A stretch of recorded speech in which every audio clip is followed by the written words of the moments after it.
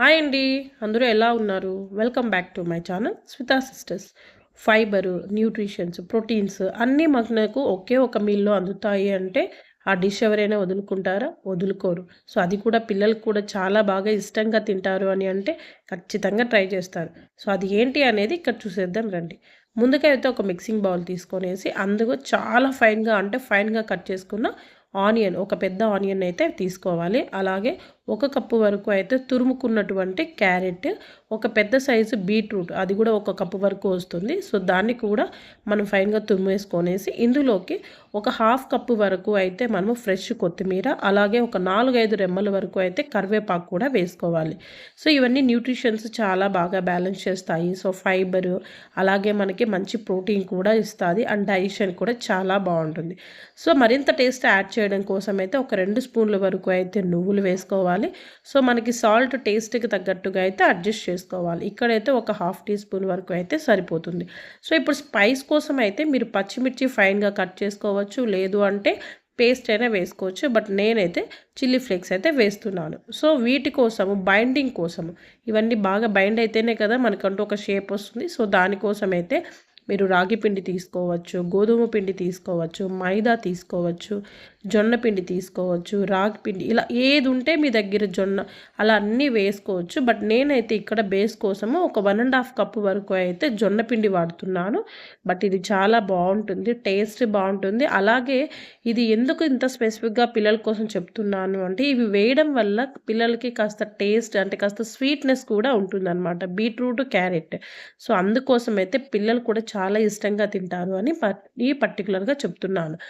So, ఇప్పుడు first అయితే వాటినన్నీ అలాగే డ్రైగా మిక్స్ చేసుకోండి. ఎందుకంటే క్యారెట్, బీట్రూటు, ఆనియన్‌లో వీటిలో కొద్దిగా వాటర్ కంటెంట్ ఉంటుంది. సో, డ్రైగా ఫస్ట్ మిక్స్ చేసుకొని వాటర్ అనేది కొద్దిగా వేసుకుంటూ క్వాంటిటీని అడ్జస్ట్ చేసుకోవాలి. మరీ ఒక్కసారిగా పోసారు అంటే మెత్తగా అయిపోతుంది.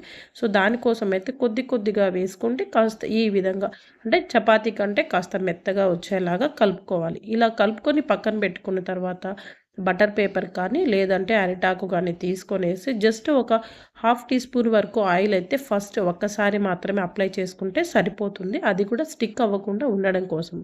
సో, చపాతీ కంటే కాస్త పెద్ద సైజు క్వాంటిటీలో అయితే మీరు ఇక్కడ పిండి తీసుకొని మీకు ఎంత పలుచగా వస్తే అంత పలుచగా అయితే స్ప్రెడ్ చేసుకోండి. మ్యాక్సిమం పలుచగానే వస్తుంది. ఎందుకంటే మనం అన్నీ చాలా ఫైన్‌గా తురుముకున్నాం కాబట్టి సో, దానివల్ల మనకి ఎక్కడ పలుకులనేవి తగలుకోకుండా చాలా వరకు మెత్తగా అనేది స్ప్రెడ్ అవుతా వస్తుంది. సో, ఫైనల్‌గా అయిపోయింది అన్నప్పుడు ఒక హాఫ్ టీ స్పూన్ వరకు అయితే తెల్ల నువ్వులు లేదంటే నల్ల నువ్వులు వేసి బాగా స్టిక్ అవ్వడం కోసం అయితే చేత్తో బాగా ప్రెస్ చేయండి.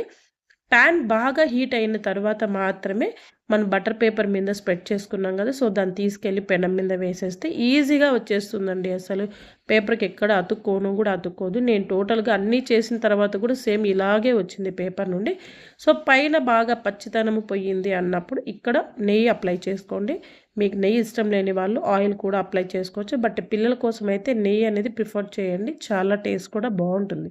సో, రెండవ వైపు కూడా ఫ్లిప్ చేసుకున్న తర్వాత మరి ఒక హాఫ్ టీ స్పూన్ వరకు నెయ్యి వేసుకొనేసి స్ప్రెడ్ చేసేసి ఈ విధంగా రెండు వైపులా తిప్పుకుంటూ పచ్చిదనం పోయేసి బాగా టేస్టీగా వచ్చేలాగా అయితే కాల్చుకోవాలి. సో, ఇలా కాల్చుకుంటేనే ఆ టేస్ట్ అనేది చాలా బావుంటుంది.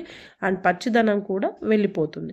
సో, అంతేనండి. సో, ఇలాగే సేమ్ రిమైనింగ్ పిండినంతా కూడా చేసుకొనేసి మీ ఇంట్లో వాళ్ళకు, మీ పిల్లలకు అందరికీ సర్వ్ చేసుకోండి. ఈ కాంబినేషన్ ఏం పెట్టుకోవాలి అనుకుంటున్నారా? యాక్చువల్‌గా అయితే ఏమీ అవసరం లేదు. ఖచ్చితంగా కావాలి అనుకున్న పికిల్ కానీ, పెరుగు కానీ, లేదు అంటే చట్నీ కానీ, గ్రీన్ చట్నీ కానీ ఇలా ఏది పెట్టుకున్న టేస్ట్ అనేది చాలా బావుంటుంది. ప్లెయిన్‌గా కూడా తినేయొచ్చు. పిల్లలకి ఇది బ్రేక్‌ఫాస్ట్‌లో పెట్టినా ఓకే, నైట్ డిన్నర్‌కి పెట్టినా ఓకే, డైజెషన్‌కి కూడా చాలా బావుంటుంది. సో, తప్పకుండా మీకు కూడా ఈ రెసిపీ ట్రై చేస్తారు కదా! సో, అలాగే మీకెలా వచ్చిందనేది నాకు కామెంట్ చేయండి. అండ్ మరిన్ని రెసిపీస్ కోసమైతే మన ఛానల్‌ని సబ్స్క్రైబ్ చేసుకొని వాళ్ళు సబ్స్క్రైబ్ చేసుకోండి. ఏమండోయ్ మరొకటి ఇది చూడ్డానికి చాలా స్పాంజీగా కూడా ఉంటుందండి. మెత్తగా ఉంటుంది. సో, పిల్లలు కూడా చాలా ఇష్టంగా తింటారు. సో, తప్పకుండా అయితే ట్రై చేయండి.